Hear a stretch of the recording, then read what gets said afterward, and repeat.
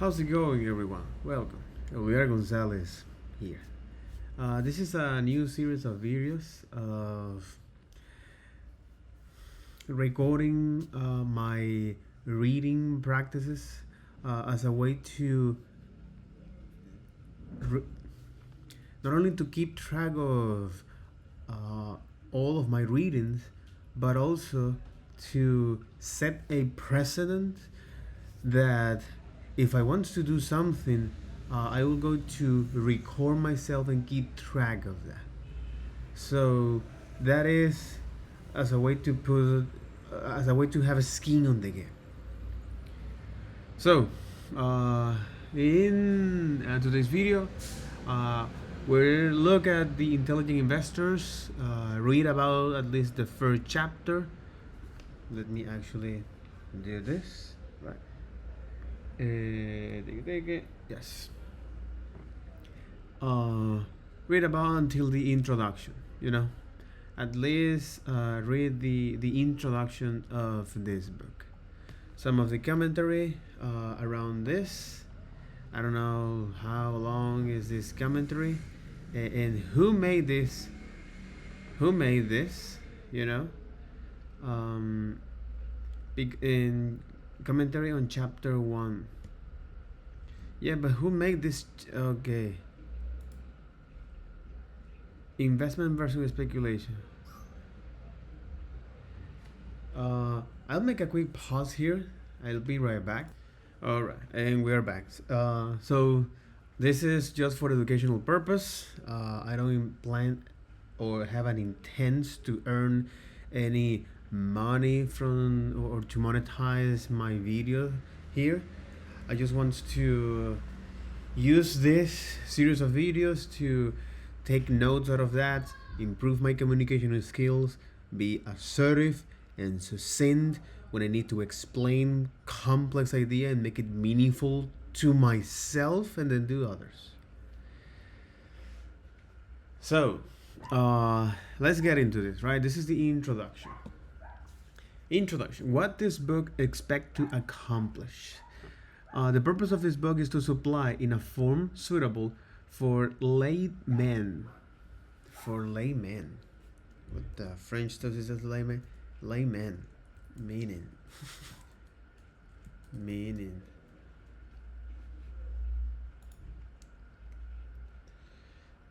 Lay person, someone who is not an ordinary cleric or member of the cleric. Oh, a layman. In Spanish, como un paria. Un laico. Oh, a layman. Es like los seglares. O los laicos. Oh, a layman. Oh, crap. The purpose of this book is to supply in a form suitable for laymen guidance in the adoption. Is in a form suitable for laymen.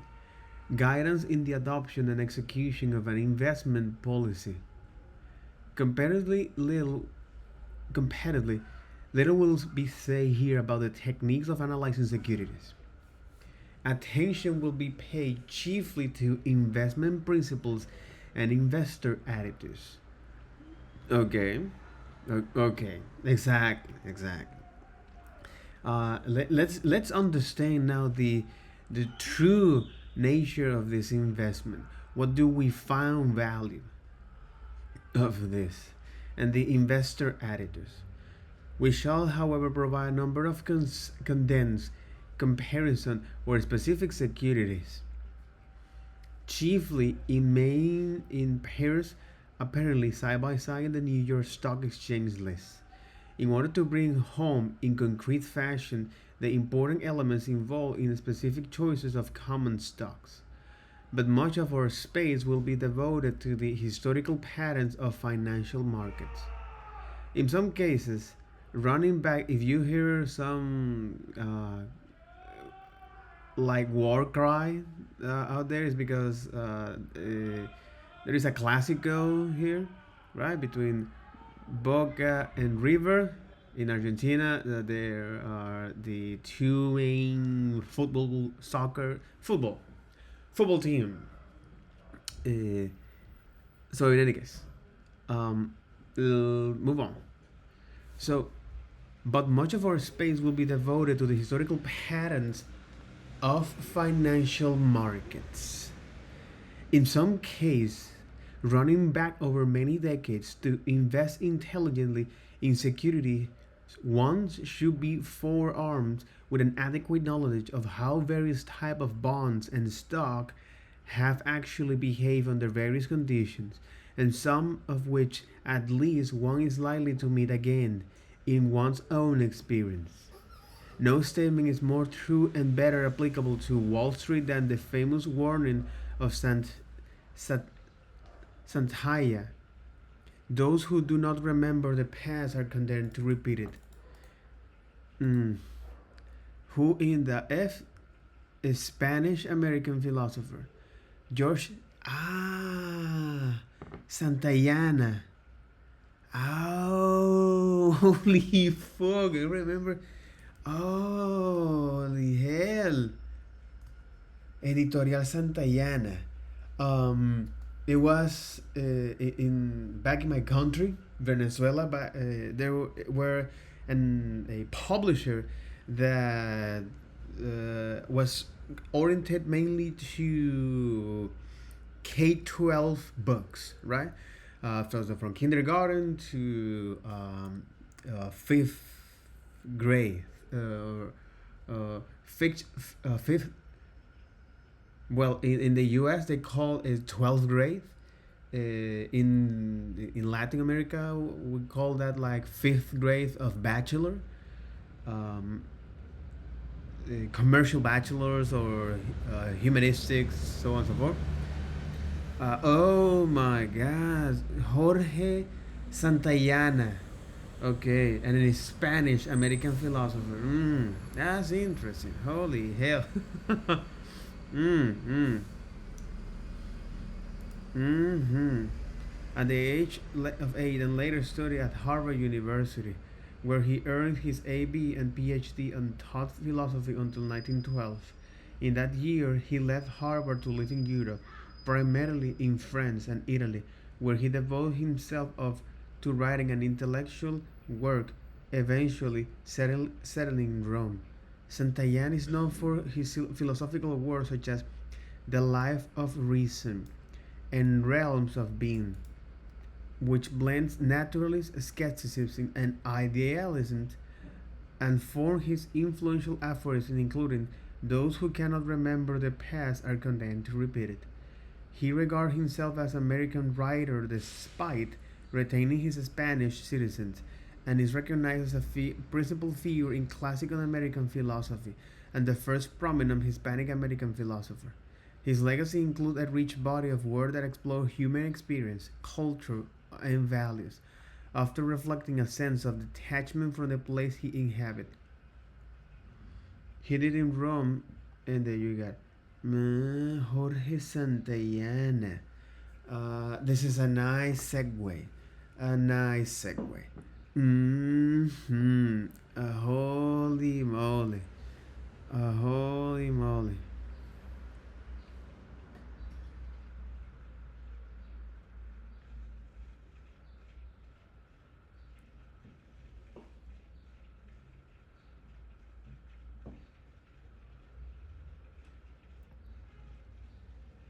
Mm-hmm. Okay.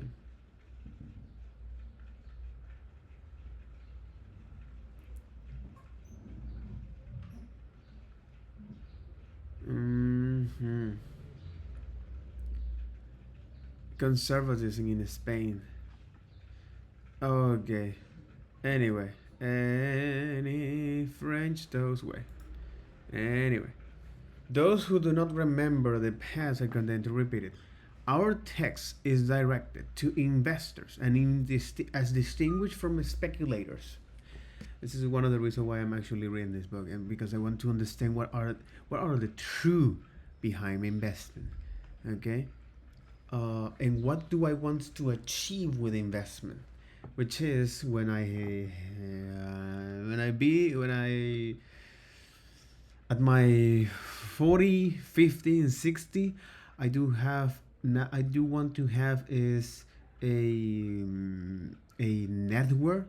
All right, good enough that if I decide to not work on, I can do that. But the reality is that I will choose to work. In any case, so let's get into this. Uh, our text is direct to investors, as distinguished from speculators, and our first task will be to clarify and emphasize these now all for forgotten distinctions. We may say that outset that this is not a how to make a million book, and they are not sure and easy paths to riches of Wall Street or anywhere else. It may be well to point up what we have just said, a bit of financial history, especially since there is more than one model to be drawn from it. In the climatic year in 1920, John J. Raskob, a most important figure nationally as well as on the Wall Street, extoil, what the hell is this? Raise aloft, extoil. Me, okay. In Spanish, it's like alzó, exacto, ensalzado. Alzó in Spanish, extoil. Okay, ensalzó o alabó. Okay, extoil. Oh, I praise or extol. Interesting. British, British, praise. Yeah, extol the blessings of capitalists. So John G. Raskob, who in the F are you, my friend? Extol American business person, right? Was a financial executive and businessman for DuPont and General Motors. Oh, here we are. Now here we're talking about, man. The DuPont and General Motors and the builder of the Empire State Building. He was the chairman of the Democratic National Committee from 1928 to 1932 and a key supporter of Alfred E. Smith candidacy for the President of the United States. After Frank D. Roosevelt became president, Raskob became a prominent opponent of the New Deal through his supporter of a new okay through his supporter of a number of anti-Roosevelt organizations such as the American Liberty League. Raskob was also a leader in the Association Against the Prohibition Amendment and a treasurer of the Knights of Malta. Aha. I am not surprised that this is it's because these medieval institutions blend with this, which is where uh, the institution that they inherit, aka I as well, and they now have to adapt to the new social conditions, to the new realities, uh, which they are not new. Which they are not new if you definitely want to aspire to know the truth of the matter. But in any case, so Raskob was born to John and Anna Friends in Lockport, New York, where his father ran successful cigar production business. His parents were German and Irish descent, respectively. The Raskob family originated in the Eifel region in Germany. Raskob's grandfather was an immigrant from the village of Groot-Little in the Eifel. During his study of both parochial and public school, Raskob delivered newspaper, worked in seasonal agriculture, participated in local theater, and was involved in the Catholic community. He entered a local business school after his high school graduation, but dropped out to support his family through secretarial work following his father's death in 1898. Rasko was hired in 1901 by Pierre S. DuPont. Holy hell. As a personal secretary in 1911, he became assistant treasurer of DuPont. 10 years later, he became assistant treasurer of DuPont. In 1914, treasurer, and in 19 exactly after 15 years, 14 years, and in 1918, president for finance of both DuPont and General Motors. Raskop has been an early investor in the General Motor and has engineered DuPont's ownership of 43% of GM purchased from financial trouble William C. Durant. But it's quite interesting because everybody ought to be rich. But it's interesting because he didn't go to any school. He learned the truth of the business, the truth of it is affair, the truth of it is trade in the doing, so in the making, bro. Oh, holy hell. mm, mm, mm. In the 1920s, Rasko was a big proponent of investing in stocks. He gave an interview to Samuel Crowther for Ladies' Home Journal. Ladies' Home Journal. Oh my god. The hell is this?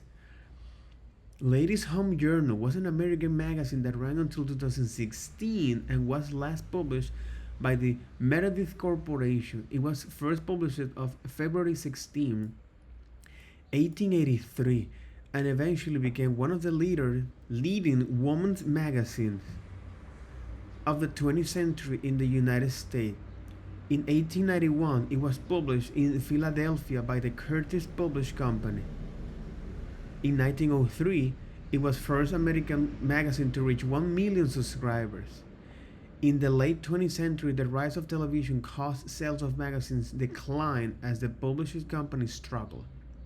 On April 24, 2014, Meredith announced it will stop publishing the magazine as a monthly with the July issue, stating that it was transitioning Ladies' Home Journal to a special interest publication. It becomes available quarterly on newsstands only through its website remain in operations. Holy hell, really? Well, the last issue was published in 2016. Ladies' Home Journal was one of the seven sisters. The name was derived from the Greek myth of the seven sisters, also known as Pleiades. The constellation. The Ladies' Home Journal was one of the seven sisters. Ladies' Home Journal. There are 7 magazines. It's a group of magazines which traditionally have been aimed at married women who are homemakers. Oh, interesting. With husband and children rather than single and working women. The name is derived from the Greek myth of the seven sisters, also known as Pleiades. The 7 nymph. So they made is this Better Homes and Garden?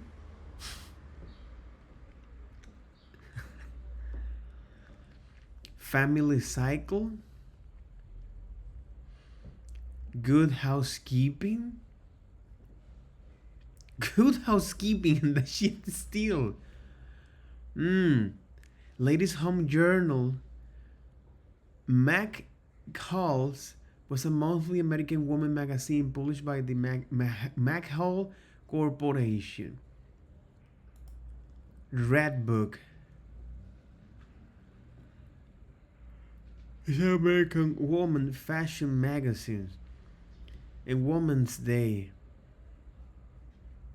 She's still alive, bro. Woman's Day. Covers of December 2024. Okay. We are getting into a nice. Okay. Okay. Okay, the Seven Sisters. Okay, but all of this is full of magazines. The journals. Mm. The latest home journal was developed from a double page supplement in the American newspaper Tribute and Farmer titled Woman at Home. Woman at Home was written by Lusa Knapp Curtis. Ah. Wife of the paper publicist Cyrus H.K. Curtis. After a year, it became an independent publication with Knapp as editor for the first 6 years. Its original name was The Latest Home Journal and Practical Housekeeper, but Knapp dropped the last three words in 1886. In Practical Housekeeper. Mm-hmm. Okay. Okay. During World War II, the latest Home's Journal was a venue of the government to place articles intended for homemakers. The annual subscription price paid for the production of the magazine and its mailing. The profit came from heavy advertising pitches to families with above average income, $1,000 to $3,000 in 900s. Benção. In 1910, it carried about a third of the advertising in All Women's magazine. In 1929, it has nearly twice as much advertising as any other publication except the Saturday Evening Post. A refrigerator advertising. Oh my god. Okay. New refrigerator master. Okay. Holy shit, nigga. Okay. Mm-hmm. So John G. Raskow, right? Financial executive and businessman for DuPont, General Motors, and the builder of the Empire State. So he extolled the blessings of capitalism in an article in the latest Home Journal entitled why they use entitled qualify for the right according to law. Entitled in Spanish will be titulado, something like that. Tener derecho, ser elegible, titulado, exacto. Titulado, tener el derecho. Creído, arrogante, soberbio. Un titulado.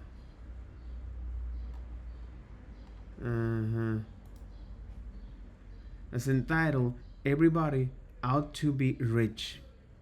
His thesis was that saving only 15 per month, invested in good common stock with dividends reinvest, will produce an stable 800K in the 20 years against total contributions of only $360. So if we do the math here, right? Let me do the math quickly here. So he say that of a total investment, okay, of a total investment of $50 a month per 20 years, this you will have in the next 20 years 80K here, right? Holy moly. Okay. In 20 years, again, the total contribution in this, if General Motors tycoon was right, this was indeed a simple road to riches. How nearly right was he? A rough calculation based on assumed investment in the 30 stock marking up the Dow Jones Industrial Average back then indicates that if Raskow's prescription has been followed during 1929 and 1948, the investors holding at the beginning of 1949 will have been worth about 805K This is far cry from the great man promise of 800k, and it shows how little reliance can be placed on such optimistic forecasts and assurance. But as an aside, we should remark that the returns actually realized by 20 years operation will have been better than 80% compound annually.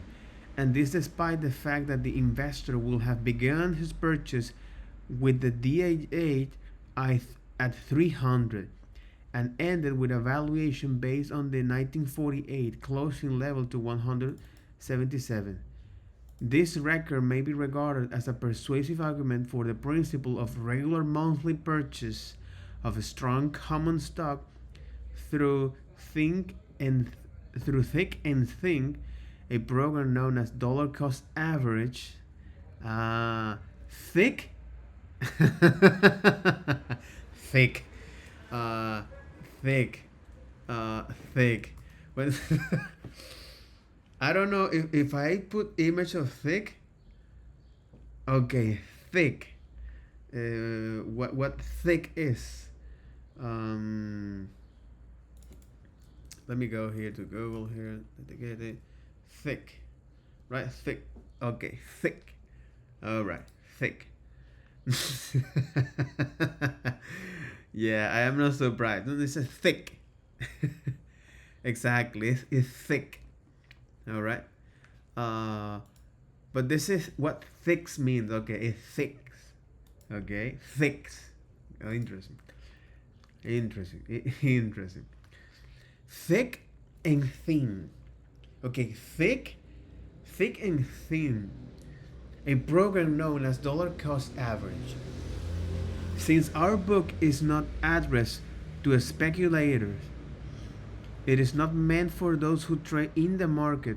Most of these people are guided by charts or other larger mechanism means of determining the right moments to buy and sell, especially for traders and speculators. The one principle that applies to nearly all of these so-called technical approaches is that one should buy because a stock or the market has gone up and one should sell because it has declined.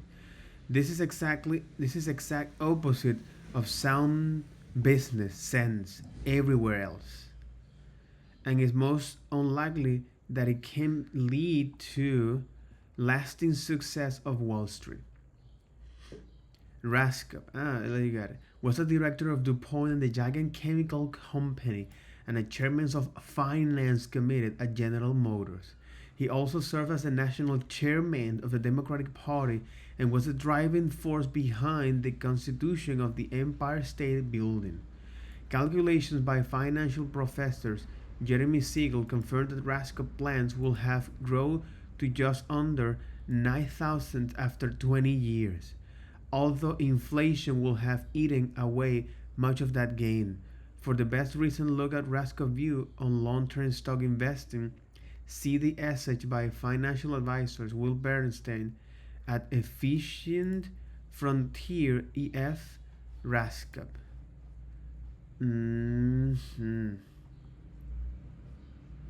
Cover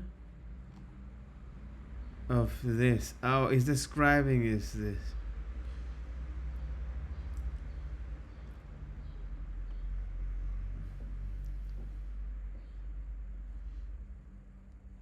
Let's imagine that Mr. Rasko hypothetical young man began investing $15 per month in common stock on January 1, 1926. He continued doing so until he dies at age 91 on December 1994. Using market returns data supplied by Abbott Son Associates, calculations show he will have accumulated of $2 million. Had he invested in small stock, he will. Okay. This is investing begin investing in $50 per month. Has an investment in small stocks. He will have $11 million. He have investing in small stock. He will okay. But investing in what? In common stocks. of January 1. Okay, but he have investing in small stocks. He will have 11 millions here. Obviously, this calculation contains a number of unrealistic assumptions that the principal and the dividends were never spent, taxes were not paid, and stock were bought free of commission. Here we're talking about principals and dividends were never spent, taxes were not paid, and stock were bought free of commission. Okay, and stock were bought free of commission. So anytime that you're gonna bought something, they're gonna cut. You're gonna take a cut here, not only for the taxes and also the payment, the principal, and the dividends. Perhaps our estimates are off by a factor of 2 or 3. Still, the long-term results are impressive. An optimistic might cite this is an example of the magic of compound interest. Too much is made of this phenomenon. A more realistic observer will know that our industries savor died an old man without enjoying his fortune. Besides that, he has consumed even a few percentage of his assets. Each year his estate will have been vastly smaller. Over a 69-year period, each percentage point of return lost to spending cuts your accumulated total in health. Spend 3% of your asset each year and you have less than $300 instead of over the 2 million. Me, I'd rather be 25 with a bit of change that old and comfortable well off. So let's modify wrapped up edict. Everybody cannot be rich, but at least you can leave a lot of money to your grandkids. mm. William G. Bernstein. Okay. In our own stock market experience and observation, extending over 15 years, we have not known a single person who has consistently or lastly made money by thus following the market. We do not hesitate to declare that this approach is a fallacy or is as popular. We shall illustrate what we have just said, though of course this should not be taken as proof by a later brief discussion of the famous Down theory for trading in the stock market. Graham's brief discussion is in 2 parts on P3, okay, page 33 and page 109, 192. For more detail of the Down Jones theory, you can take a look at this. Will Gottsman Learning Curve. Welcome to Will Gottsman Learning Curve. This section is a showcase for graph image models and other additions to electronic textbooks. Below you will find items of interest with brief description. You may wish to print out, save, and study the themes that are included below. Stop by here often, as we add in items on almost daily basis. And please feel free to submit anything that you might think, anything that you think might be a good addition to this site. Most of the images of this site require a high bandwidth connection. It is possible to access the image at any speed, but we recommend not less than 28k. The image load quickly in some computer labs. Go to help page for more information. Holy crap, the great stock market crash. Okay. An early market timer. Whistling Dixie. Emerging markets in 1920s and 30s. Okay.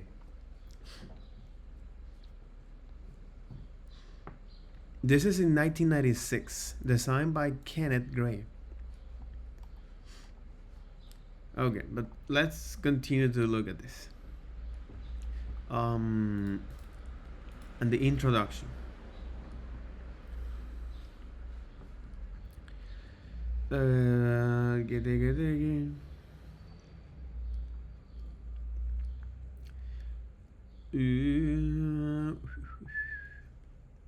Exactly, dollar cost average. Technical here. We were reading about this.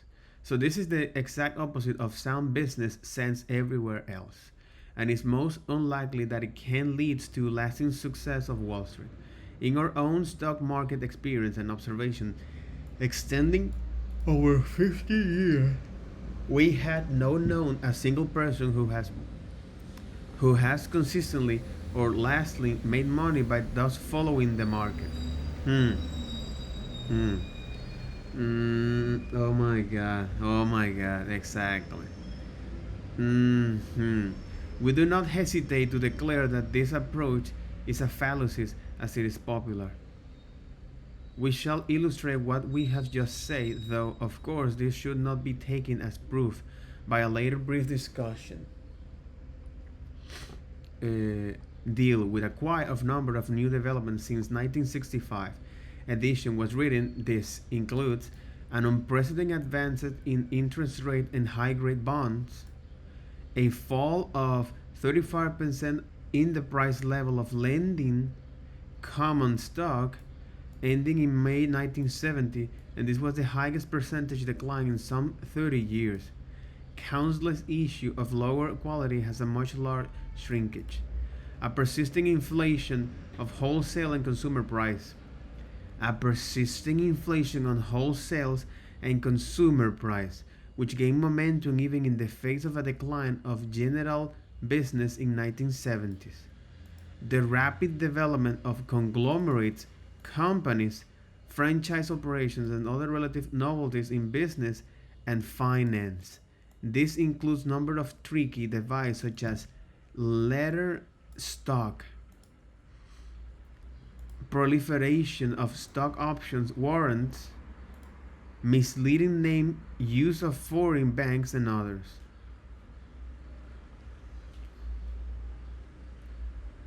Mutual funds bought letter stock in private transactions, then immediately revalued this share at a higher public price. See Graham's definition of this in page 569. That enabled these go-go funds to report unsustainable high returns in the mid-1960s. The U.S. Security and Exchange Commission, the SEC, cracked down of this abuse in 1969, and it is no longer concerned for fund investors. Stock auctions warrants are examples in Chapter 16. Bankruptcy and our largest bankruptcy of our largest railroad, excessive short and long-term debt of many formerly strong entrenched company, and even a disturbing problem of solvency among Wall Street houses. The advent of the performance vogue in the management of investment funds, including some bank-operated trust funds, with disquieting results. This phenomenon will have our careful consideration, and some will require change in our conclusion and emphasis from a previous edition. The underlying principle of sound investment should not alter from decade to decade, but the application of this principle must be applied to significant change in the financial mechanism and climate. The last statement was put to the test during the writing of this present edition, the first draft of which was finished in January 1971.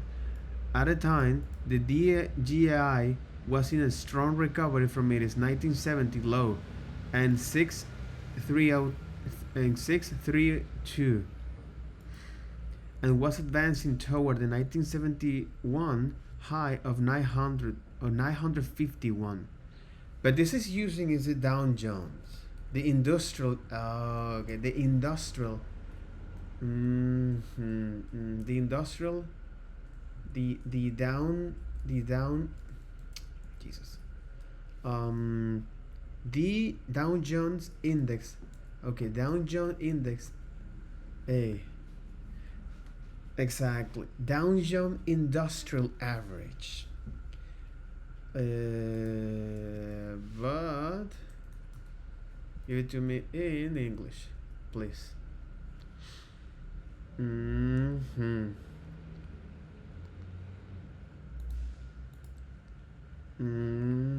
Industrial average. This is the Dow Jones. Hmm.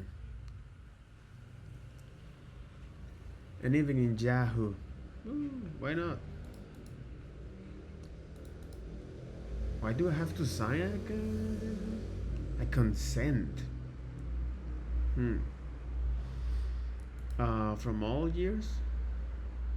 From 1995? Hmm. It's interesting because even the Dow Jones of the bubble 2009, holy hell, 2009, and in 1990, so like 20 years later is when it recovered this shit. Holy hell, man. Okay, but this is the Dow Jones Industrial Average, and the other is a Standard and Poor S&P 500. Hmm.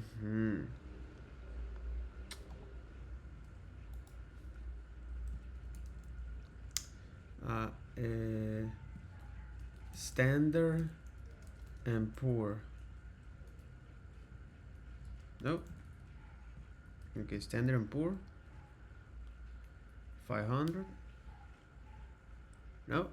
It's this one. Okay, there is no one. Okay.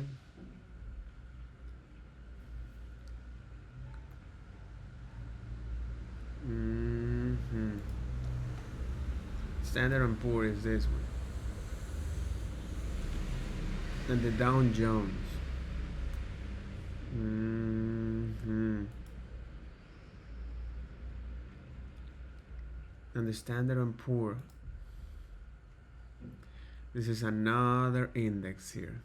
Hmm. Hmm.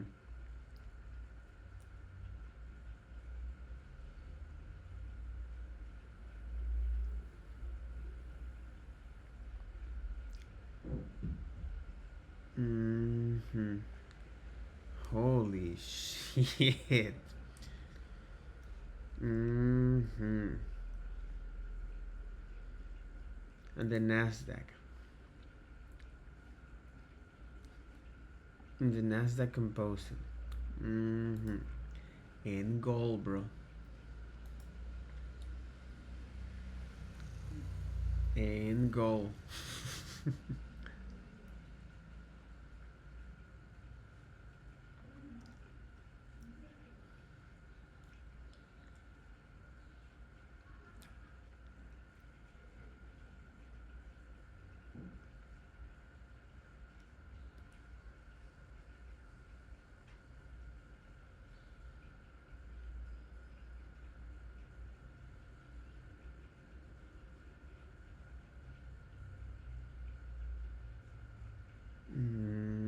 Hmm. Hmm.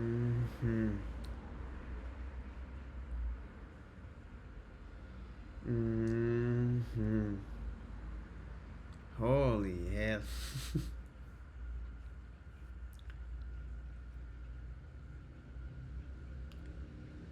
Hmm.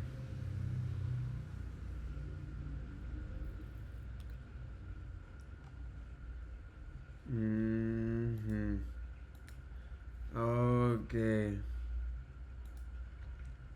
Okay. Mm. Mm. Mm.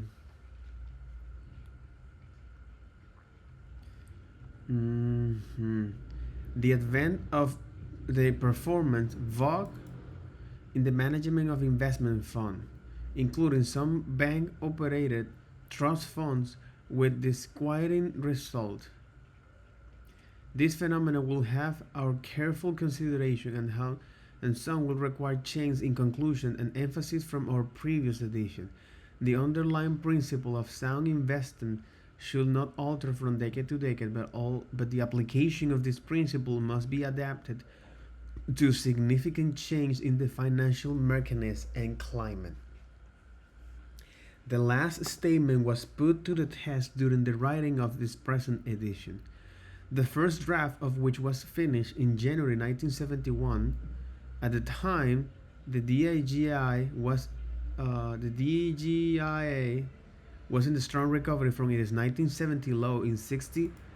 Oh, okay, but they don't actually. Yahoo doesn't show that. And the advancement toward 1971 high in night of 951, with attendant general optimism. As the last draft was finished in November 1971, the market was in the throes of a new cycle, carrying it down to 797. With a renewed general uneasy about its future, we have not allowed this fluctuation to affect our general attitude towards some investment policy, which remains substantially unchanged since the first edition of this book in 1949. So the first edition of this book was in 1949, and the last one is in 1971. The extent of the market shrinkage in 1969 and 70s should have served. Okay, the extent of the market shrinkage in 1969 and 70 should have served to dispel an illusion that has been gaining ground during the past 2 decades.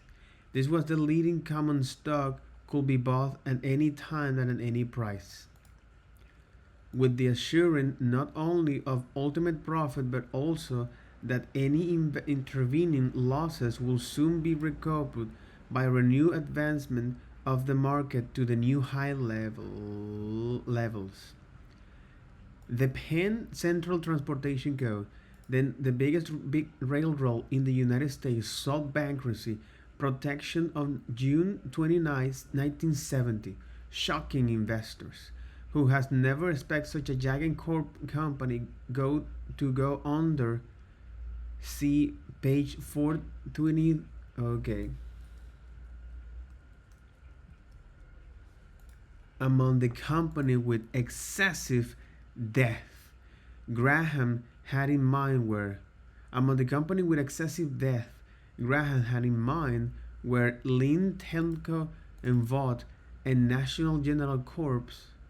The problem of solvency of Wall Street emerged between 1968 and 1971, when several prestigious brokerages suddenly went bust. Suddenly went bust. Went bust.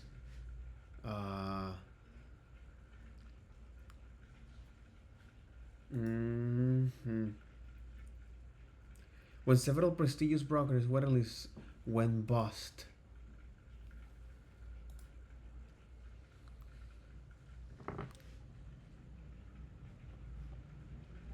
Okay, went bust. Okay. In Spanish, went bust.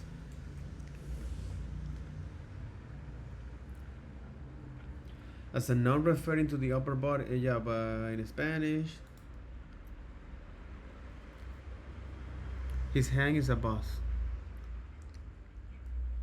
His hand is a bust. A break or bust. Like exceeding, something like that.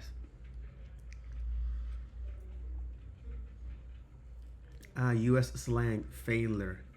Busted. Okay, exactly. U.S. slang. You have been busted. Or even for police. Una redada. Okay, you have been busted. In bankruptcy, is broke. Okay, you have been busted. Holy hell. Interesting. So you have been busted in police or broke in bankrupt. when several prestigious brokerages suddenly went bust. Hmm, that was too good to be true.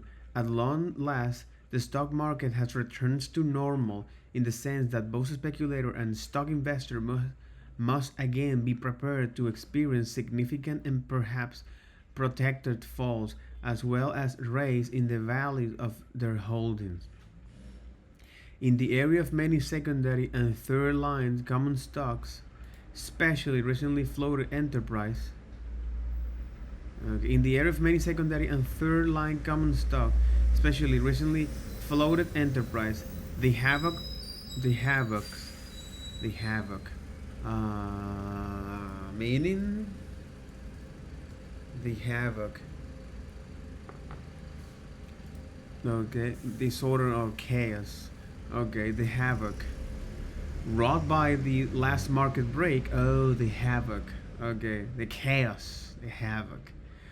Uh, brought by the right route, work, elaborate, not rough or crude. Route. Interesting. Wrought. Wrought. The havoc wrought. Mm-hmm. Okay. The havoc wrought by the last market break was catastrophic. This was nothing new in itself. It has happened to a similar degree in 1961 and 62, but there were now a novel element in the fact that some of the investment fund has large commitment in the highly speculative and obviously overvalued issues in this type. So now there are investment funds largely speculating there. Evidentially, it is not only the tyro who needs to be warned that while enthusiasm may be necessary for a great accomplishment elsewhere, on Wall Street it almost invariably leads to disaster. The major question we shall have to deal with grows out of the huge rise in the rate of interest on first quality bonds. Mhm. The rise of rate, the rise in the rate of interest of the first quality bonds. Since late 1967, the investor has been able to obtain more than twice as much as income from such bond and he could from dividends on representative common stock. At the beginning of 1972, the return was 7.60% on highest grade bonds. Jesus. Versus only 2.70% of industrial stock. This compared with 4.40 and 2.92 respectively at the end of the 1964. It is hard to realize that when we first wrote this book in 1949, the figures were almost the exact opposite. The bonds returns only to 2.66% and the stock yield 6.82. Okay. So the bonds return only to 2.6 and the stock yield to 6%. Annually. At the beginning of 2003, the U.S. Treasury bonds maturity in the long in 10 years yield 3.8%, while stock, as measured by the Dow Jones Industrial Average. Okay, U.S. Treasury bonds maturity in 10 years yield 3.8 percent, while stock, as measured by the Dow Jones Industrial Average, yield 1.9%. Note that this relationship is not at all that different from the 1964 figures that Graham cited. The income generated by top quality bond has been falling steadily since 1981. But they mention something here like bonds, bond yield over stock yields. The current great advantage of bond yields over stock yields will justify an all bond policies until a more sensible related structure returns. As we expected, it will naturally the question of continuing inflation, but here we are. Is this one? Is here. In the area of many secondary and third line common stocks. What do you mean by secondary and third common stocks? Primary market versus secondary market. What the hell is even this? How to invest with confidence. Primary versus secondary market and overview. The primary market is where securities are created. Firms sell or float new stock and bonds of the public for the first time, an initial public offering or IPO.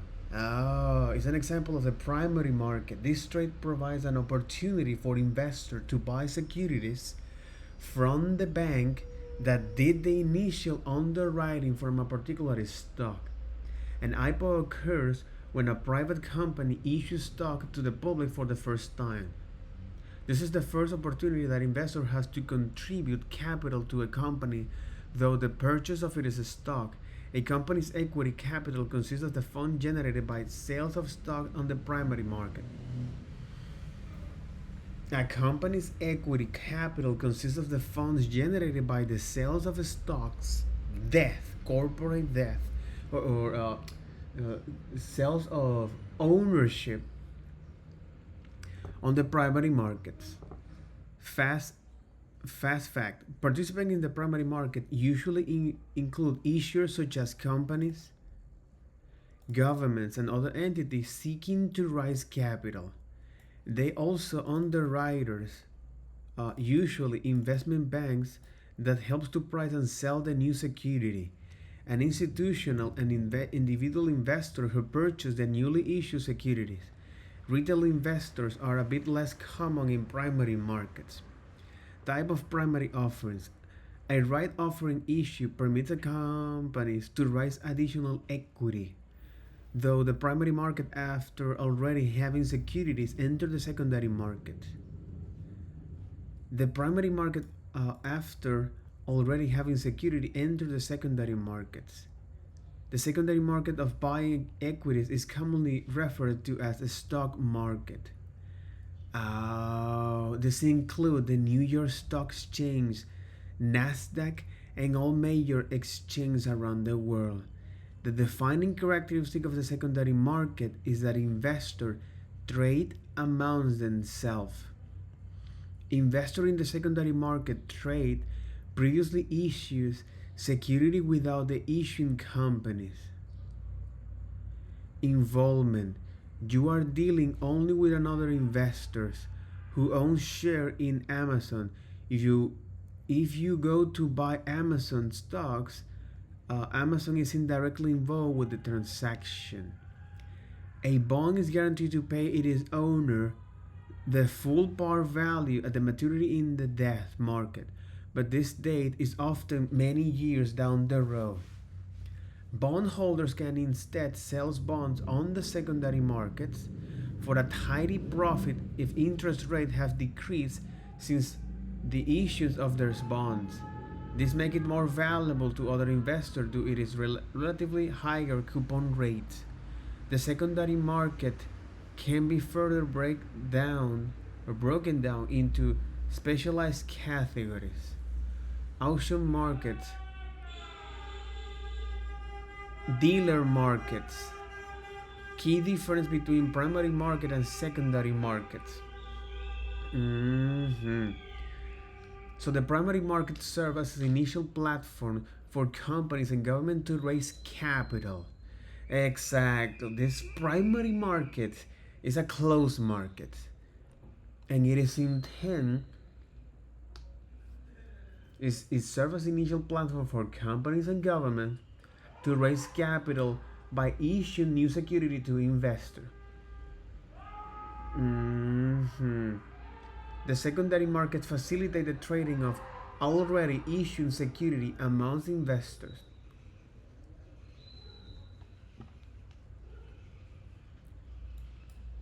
But the primary market serves as the initial platform for companies and governments to raise capital by issuing new security to investors. hmm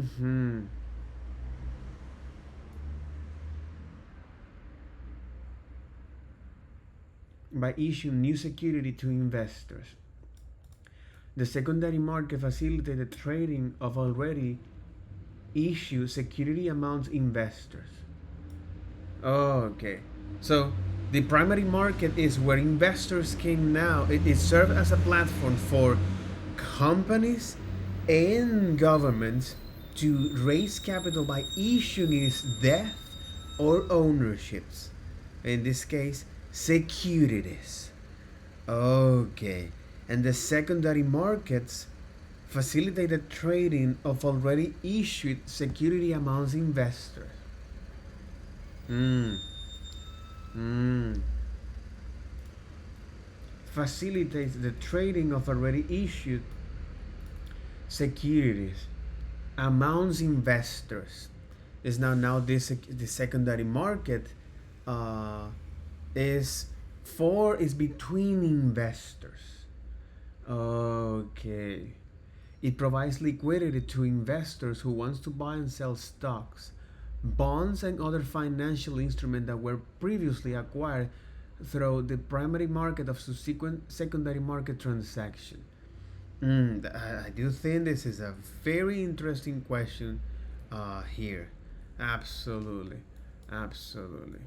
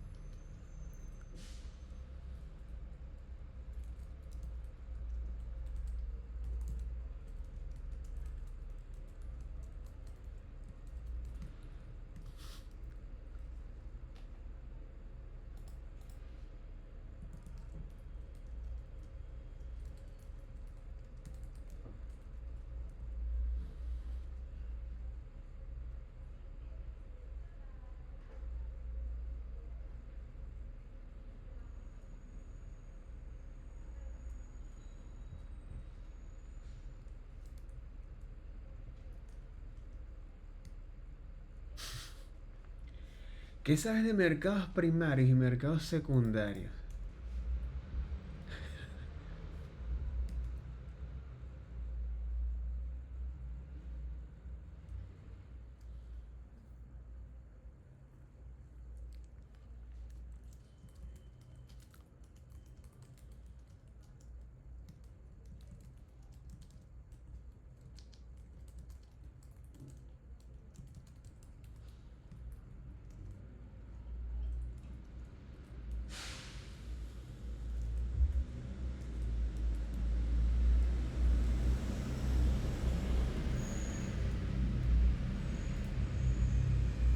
hmm Now we know what is this primary and secondary and third line of common stock. In the area of many secondary and third line common stocks, especially recently floated enterprise, the havoc route the havoc wrought by the last market break was catastrophic. This was nothing new in itself. It has happened to a similar degree in 1961, in 62. But there was not a novel element in the fact that some of the investment fund has large commitment in highly speculative and obviously overvalued issues of this type. Evidently, if it's not only the tyro who needs to be warned that while enthusiasm may be necessary for great accomplishment elsewhere, on Wall Street it almost invariably leads to disaster. The major question, we shall have to deal with growth out of the huge rise in the rate of interest on first quality bonds. Okay. The major question, we shall have to deal with growth out of the huge rise of rate interest of first quality bonds. Hmm. Okay, that was very revealing.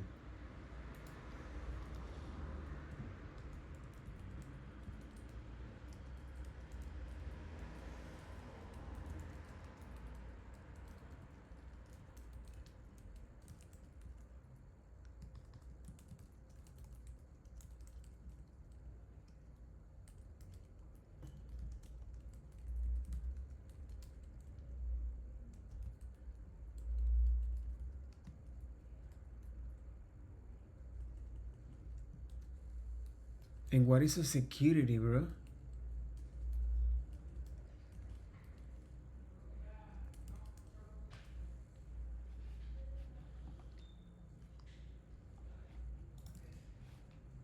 Exactly. What is a security, bro? Security?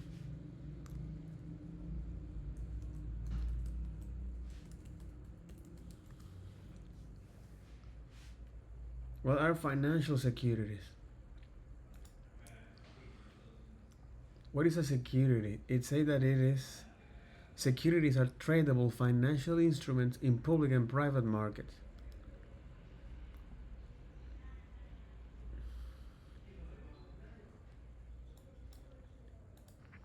We're going to start off easy with things that most of us are pretty familiar with. So we're going to start with the idea of what is a security. Most of us are familiar with the term, but the technical definition of a security is that it's paper traded for value, where a profit Paper traded for value. Paper traded for value. Oh, so they give me is some paper, some bonds, some paper traded for value. anticipated through third-party management. Now, the two basic types that most of us know are going to be stock and bonds. Equity or stock is going to give a customer ownership Equity or stock is what I give the investors ownership. in the security, whereas bonds or debt securities are going to give the customer loanership position. Loanership. One of them is ownership and the other is loanership. So I own. Uh, mhm. Securities are going to give the customer loanership. Is going to give a customer ownership in the security. Exactly. So they're gonna give it is. So they're gonna give me is now ownership of the security of this company, and the other is the loanership. So I own. You owe me a debt. So you okay. Whereas bonds or debt securities are going to give the customer loanership Oh my positions. god. Okay. We have other types of securities as well besides stocks and bonds. We also have mutual funds, variable annuities, which are Variable annuities. Again, all of these are papers. All of these are papers. Paper exchange, paper trade for value. considered to be securities. Annuities, which are considered also have mutual funds. Variable annuities, which are considered to be securities. Mutual funds. Okay. Which are considered to be securities. Options, which are securities in their own right and derive their value from the underlying security. And we also have rights and we have warrants. Now, it's really important for the test to determine what's a security and what's not. So things that are not considered securities, if you see whole life insurance policies, those That's are not a securities. security. If you Because you are not trading is exactly. So insurance policies, they are not securities, bro. So insurance policies, because they're not trading is paper for value. You are. you see term life insurance policies, those are not securities. Fixed annuities are not securities. Fixed annuities. Now remember, variable annuities are, so you want to be able to make that distinction for the exam. Variables annuities. Variables annuity. The hell is that, bro? Oh my god. Mm. Variable annuity is a contract between an individual and an insurance company that serve as a tax-deferred investment vehicle. Oh, holy shit! So you're gonna defer your taxes to that. Mm-hmm. Variable annuity definition: how it works and versus fixed annuity. Variable annuity are a type of investment income stream that rise or fall in the value periodically based on the market performance of the investment that fund the income. An investor who chooses to create an annuity may choose either a variable annuity or a fixed annuity. An annuity is a financial product offered by an insurance company and available through financial institutions. Oh, okay. This is the change here. So insurance company issue these financial products and you can have access through financial institution, banks, mutual funds, any in the financial industry. Okay. Okay. The investor pays a lump sum or makes a series of payments into an annuity.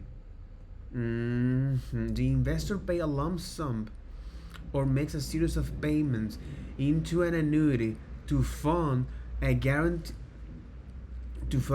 series of payments that begins at a future date. Annuities are most common used to create regular streams of retired income. Mm-hmm. Mm-hmm. The investor pays a lump sum or makes a series of payments into annuity to fund and guarantee series of payments that begin at a future date. The fixed annuity is an alternative to the variable annuity. A fixed annuity establishes the amount of payment in advance. Understanding variable annuity, but again, this is a financial product issued by insurance companies and available through financial institutions. Variable annuity, and this is you as an investor, you're gonna pay a lump sum and make a series of payment into an annuity. What the French do is an annuity. Series of payment made at equal intervals. Like a tribute is in investment, an annuity is a series of payment made at equal intervals based on a contract with a lump sum of money. Insurance companies are common annuity providers. An annuity, a series of payment made. An annuity, series of payment made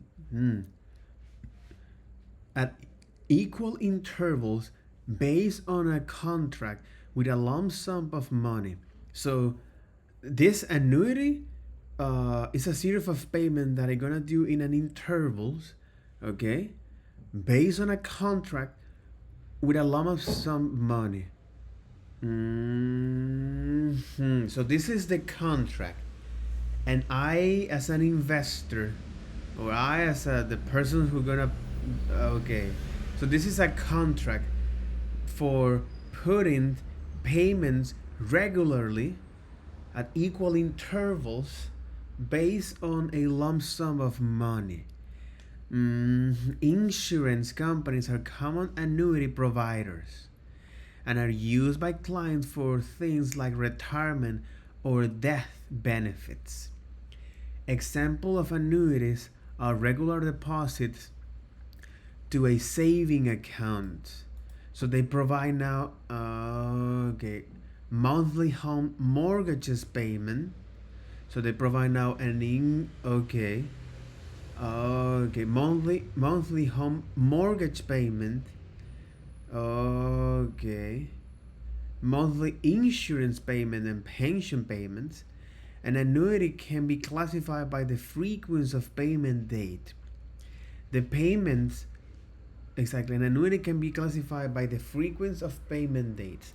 The payment or the deposits may be made weekly, monthly, quarterly, yearly, or at any other regular interval of time. Annuities may be calculated by the mathematical functions known as annuity functions.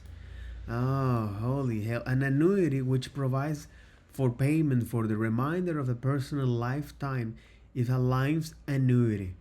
An annuity which continues indefinitely is a perpetuity. Oh, okay. But again, this is a contract. It is a contract that I do with a institution or somebody else. Okay, it is a contract that I do with an institution or somebody else, right? Um, and exactly.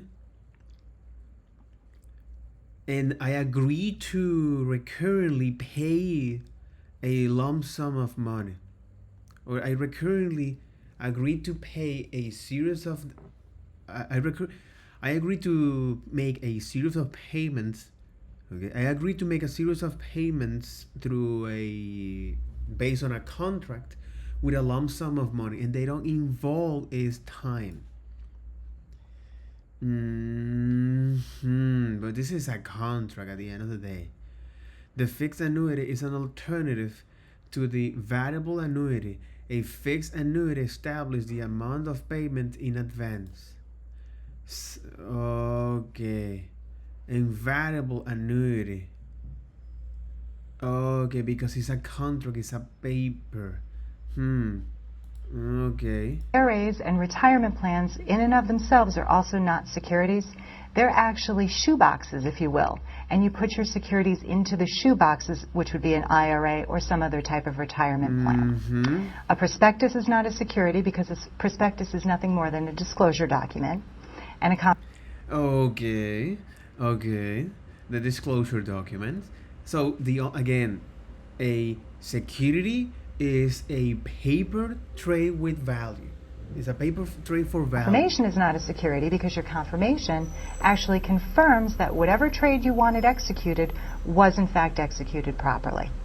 So again, for the exam, one of the questions you can see is what's a security and what's not a security. When a corporation decides that they are going to incorporate, the first thing that they do is they go out and they hire themselves a lawyer. Now that lawyer is going to draw up their corporate charter. And in that corporate charter, they're going to address the idea of common stock. Now that common stock that they address will be in the form of authorized common shares. So the easiest way to think of it is that authorized common stock is stock that has been authorized for sale in the corporate charter. Now the registrar is an entity that's put in place or hired by the issuer to make sure that the corporation does not issue more shares than they've authorized in their corporate charter. Now remember, just because a company has authorized a certain number of shares doesn't mean that they have those shares actually in the public hands or that they've even issued those shares to the public. Authorized is simply what's on paper in the corporate charter. Issued stock is stock that's been actually issued to the public.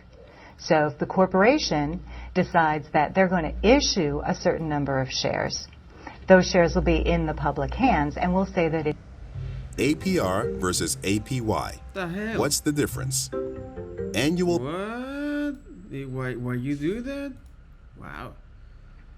we're going to start off easy with things that But in any case, is that most of us are pretty familiar with. So we're going to start with the idea of what is a security. Most of us are familiar with the term, but the technical definition of a security is that it's paper traded for value. exactly? It's paper traded for value, bro.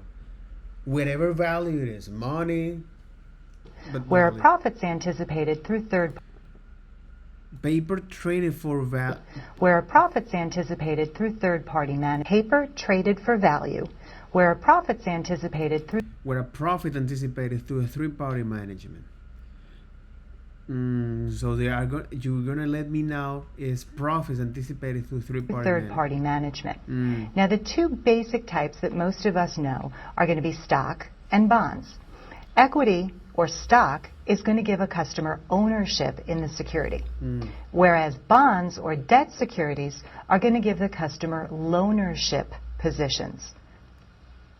We have other types of securities as well besides. But again, I just want us to shrink. Okay. The TLDR of this is that. Okay.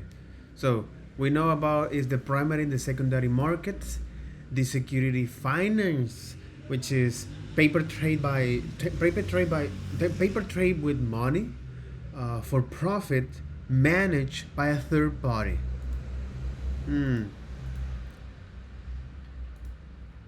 That it's paper traded for value, Exactly.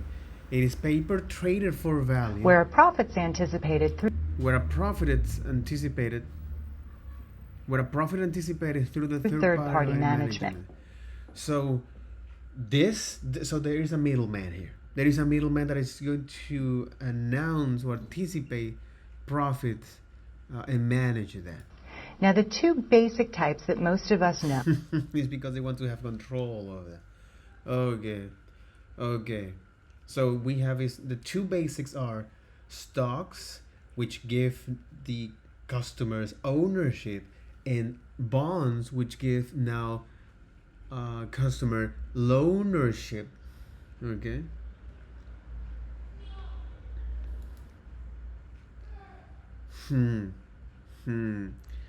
Okay.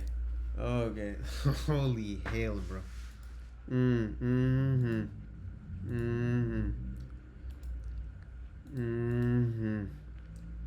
Okay.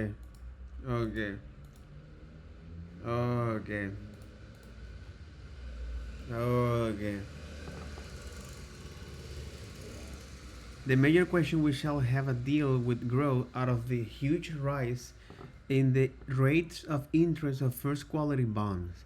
Since late 1976, the investor has been able to obtain more than twice as much income from such bonds and he could from divide unrepresented common stock at the beginning of 1972. The return was 7.19% on highest grade bonds versus 2.70 on industrial stocks.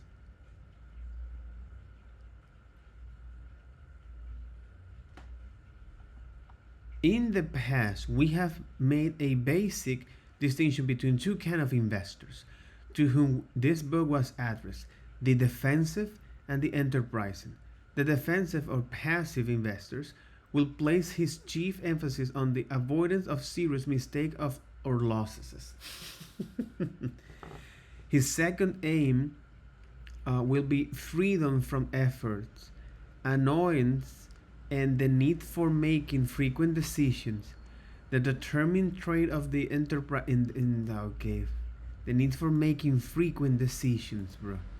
The determined trait of the enterprising or active or aggressive investor in his willingness to devote time and care to the selection of securities that are both sound and more attractive than the average. Over many decades, an enterprise investor of this sort could expect a worthwhile reward for his extra skills and efforts in the form of a better average return than the realized by passive investors. We have some doubt whether a really substantial extra compensation is promising to active investors under today's conditions, but next year or the next year after may be well different. We shall accordingly continue to devote attention to the possibilities of enterprising investing as they exist in former periods and may return. It has long been the prevalent view that the art of successful investment lies first in the choice of those industries that are most likely to grow in the future, and then in identifying the most promising company in these industries. So first is choosing those. Okay. It has long been prevalent with view that the art of successful investing lies in the choice of those industries that are most likely to grow in the future, and then identifying the most promising company in this industry. But first is identify the industry, And then the most, this is if you want to, but what happens if you are in a particular industry, right? What happens if you are in a particular industry? So, for example, smart investor or their smart advisors will long ago have recognized that the great growth possibility of the computer industry as a whole and international businessman machines in particular, and similarly for a number of growth industry and growth company. But this is not as easy as it always looked in the retrospective. To bring this point home at the outset, let us add here a paragraph that we include first in the 1949 edition of this book. Such as investor may, for example, be a buyer of an air transport stock because he believes their future is even more brilliant than the trend that the market already reflects. For this class of investor, the value of our book will lie more on its warning against the pitfall lurking in this favorite investment approach than in any positive technique that will help him along this path. Okay. Is to let him know the warning of his decision. The pitfall has proved particularly dangerous in the industry we mentioned.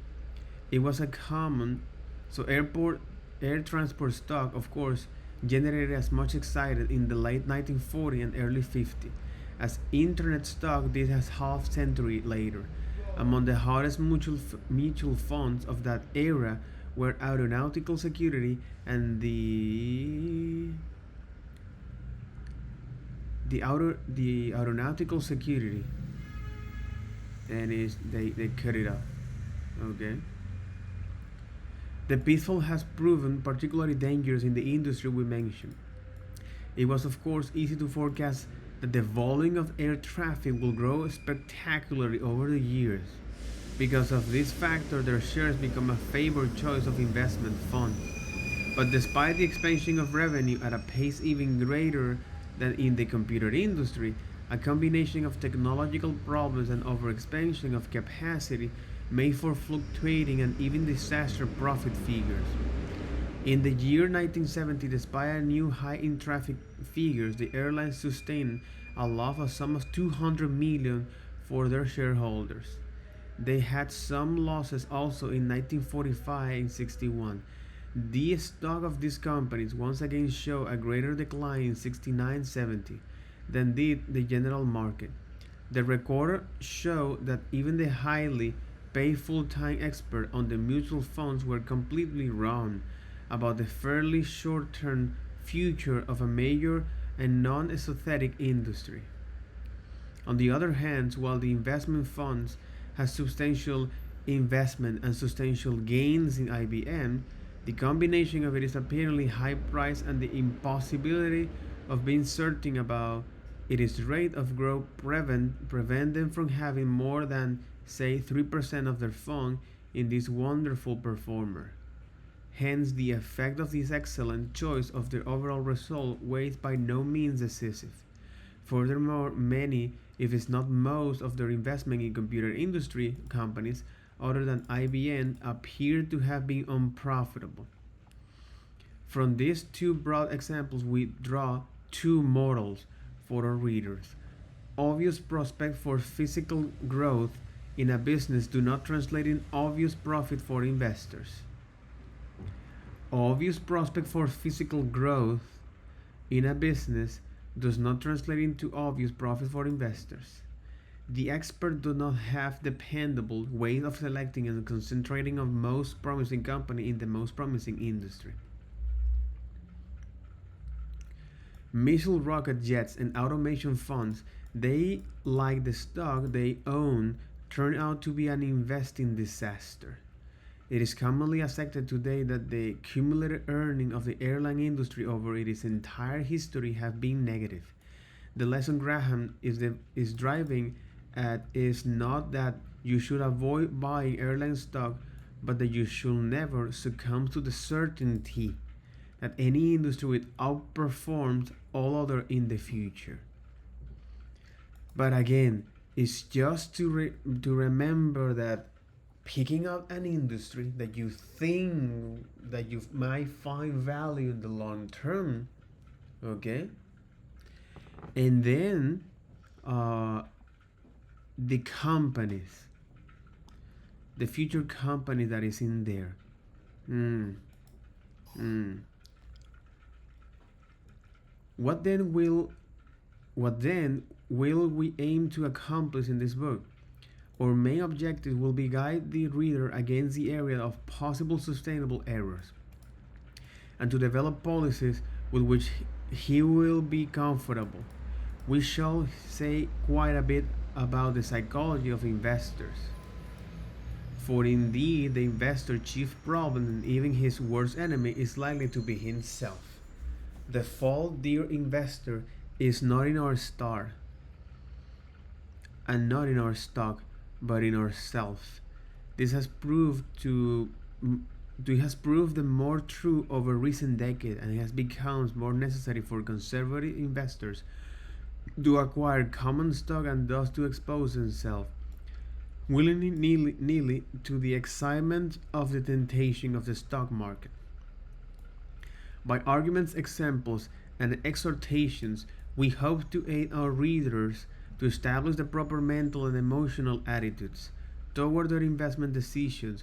We have seen much more money made and kept by ordinary people who were temporarily well suited for the investment process than by those who lacked this quality, even though they had an extensive knowledge of finance, accounting, and stock market lore. Stock market lore. Additionally, we hope to implement in the reader a tendency to measure a quantifier.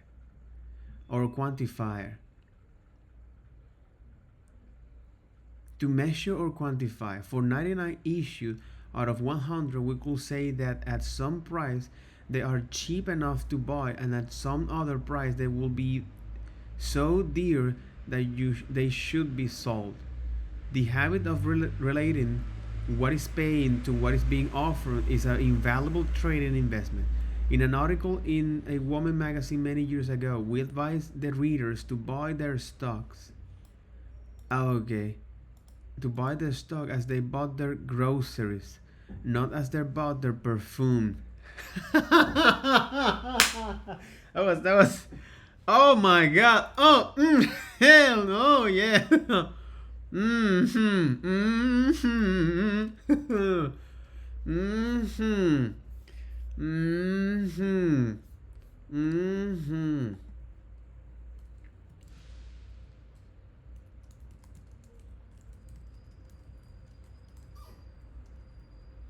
Mm.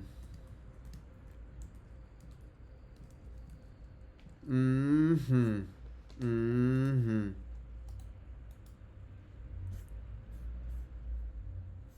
Mm-hmm.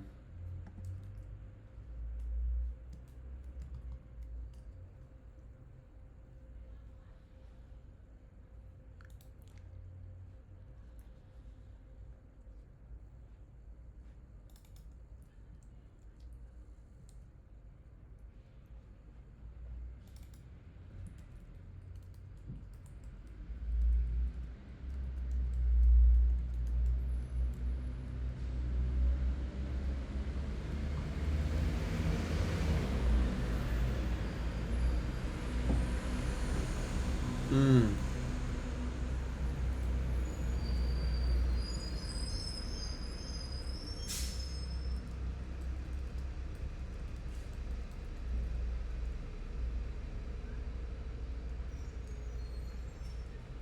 Mm-hmm.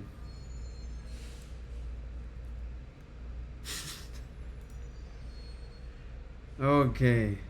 We advise the reader so buy stock as they bought. So buy your stock as you so buy your stock as you bought your groceries, not perfume. Mm. Mm-hmm.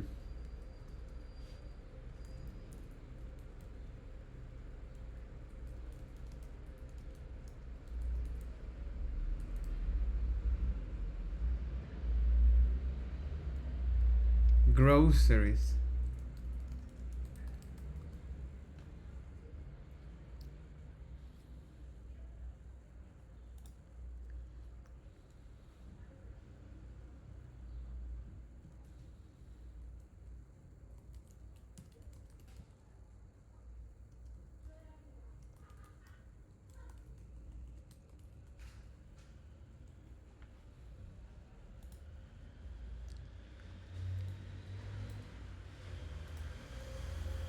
Mm, mm, mm,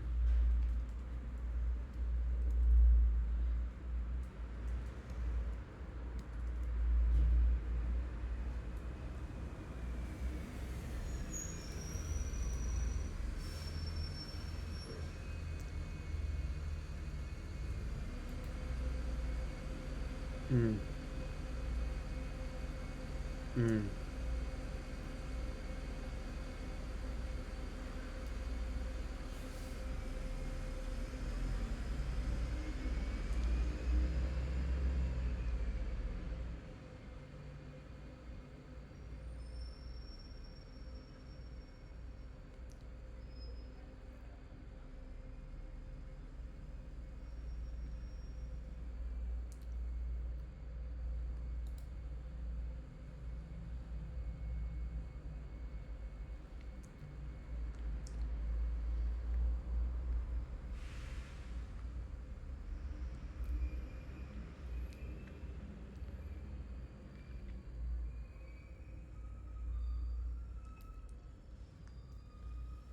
mm, mhm,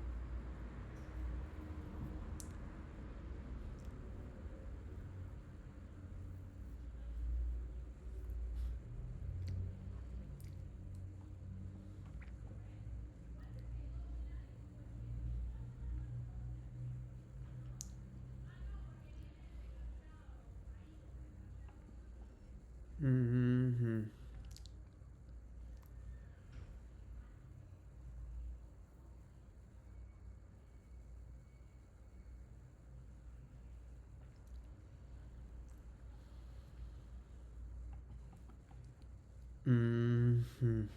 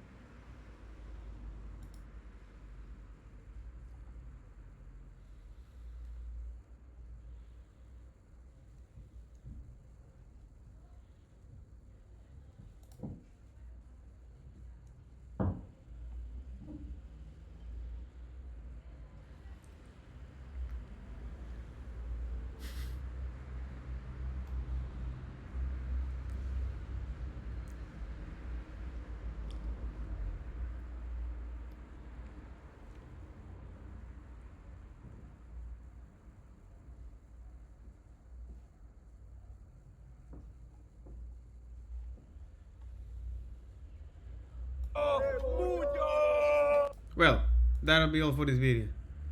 Take care. Bye bye.